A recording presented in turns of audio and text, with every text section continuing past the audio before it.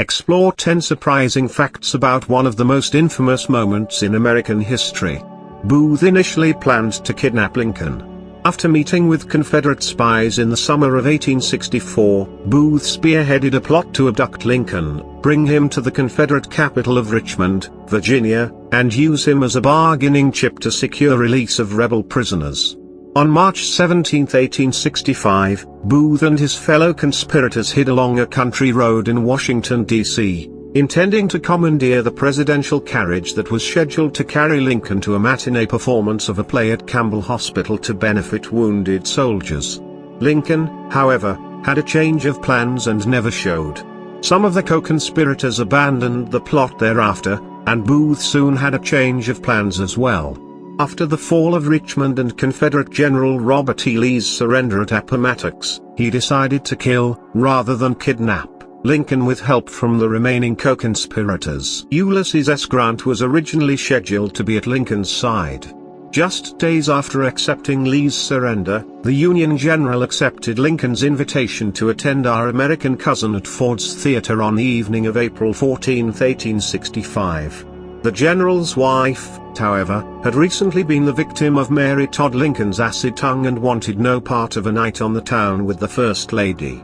Grant backed out, citing the couple's desire to travel to New Jersey to see their children. Lincoln had a surprisingly difficult time finding a replacement.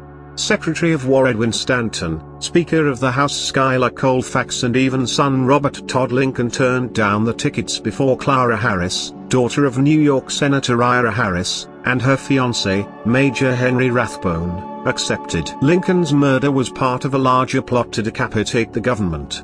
Booth and his conspirators plotted to not only kill Lincoln, but Grant, Secretary of State William Seward and Vice President Andrew Johnson. Grant's unexpected departure removed him as a target, and George Atzerodt lost his nerve and failed to follow through on his assignment to slay Johnson at his residence in the Kirkwood House Hotel. At the same time Booth shot Lincoln, Lewis Powell stormed Seward's house and repeatedly stabbed the cabinet member, who was bedridden after a near-fatal carriage accident. Seward somehow survived the savage attack. The lives of the Lincoln's guests at Ford's Theater ended in tragedy as well. After shooting Lincoln, Booth slashed Rathbone's left arm from his elbow to his shoulder. Rathbone recovered from the stab wounds but not from the trauma of that night. After marrying Harris, who also happened to be his stepsister, in 1867, he grew increasingly erratic and perhaps suffered from post-traumatic stress. 2 days before Christmas in 1883, he fatally shot and stabbed his wife before stabbing himself repeatedly in a suicide attempt. Once again, however, he survived the knife wounds. Rathbone lived out the remaining 3 decades of his life in an asylum for the criminally insane. The fourth member of the presidential box on the night of the assassination, Mary Todd Lincoln, was herself institutionalized in 1875. Lincoln's death was not universally mourned in the North. As Martha Hodes recounts in her book Mourning Lincoln, some Northerners who thought Lincoln too dictatorial and some radical Republicans who thought him too lenient toward the Confederacy welcomed news of his assassination. After a meeting of radical Republicans hours after the shooting, Indiana Congressman George Julian recorded in his diary that the universal feeling among radical men here is that his death is a godsend. Michigan Senator Zachariah Chandler wrote to his wife that God had permitted Lincoln to live only as long as he was useful and then substituted a better man, Johnson, to finish the work. Mary Todd Lincoln thought the vice president was involved in the conspiracy. Hours before shooting Lincoln, Booth had mysteriously called on Johnson at the Kirkwood House and left a handwritten calling card that read, "Don't wish to disturb you. Are you at home? J. Wilkes Booth." The First Lady, as she wrote to a friend, believed that miserable inebriate Johnson had cognizance of my husband's death. Why was that card of Booth's found in his box? Some acquaintance certainly existed. Atzerodt's failure to attack the vice president was even seen by some as proof of Johnson's complicity. Lincoln and Booth had a previous encounter at Ford's Theater. On November 9, 1863, the Lincolns watched a performance of The Marble Heart starring John Wilkes Booth at Ford's Theater. Mary Clay, one of Lincoln's guests, recounted after the assassination that twice Booth, in uttering disagreeable threats in the play, came very near and put his finger close to Mr. Lincoln's face.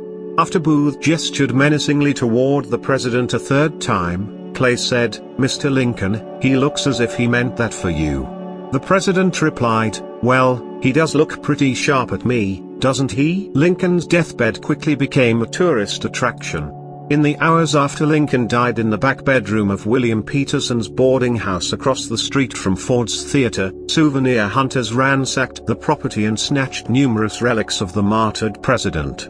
Deciding to cash in himself, Peterson began to charge admission to the hundreds of curiosity seekers who came each day to see Lincoln's bloody deathbed, which incredibly continued to be slept in by Tenant William Clark each night. Peterson fell into financial difficulty in 1871 and died after being found on the lawn of the Smithsonian Institution following an opium overdose. Robert Todd Lincoln was in close proximity to two other presidential assassinations.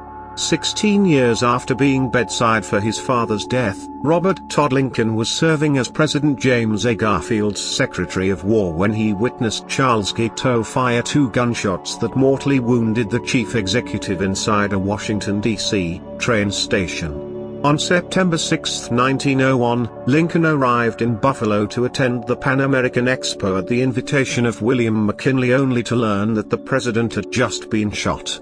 Lincoln visited McKinley's bedside several times before the president ultimately succumbed to his wounds. Another deadly tragedy struck Ford's Theater during the funeral of Booth's brother. When John T. Ford attempted to reopen Ford's Theater to performances on July 10, 1865, Stanton, who was opposed to its ever being again used as a place of public amusement, dispatched heavily armed soldiers to prevent the show from going on. The federal government eventually purchased Ford's Theater for $100,000, gutted the auditorium and converted the building into War Department offices. On June 9, 1893, at the precise moment when funeral services for Edwin Booth began inside New York's Church of the Transfiguration, 3 floors of Ford's Theater collapsed into the basement and killed 22 federal workers.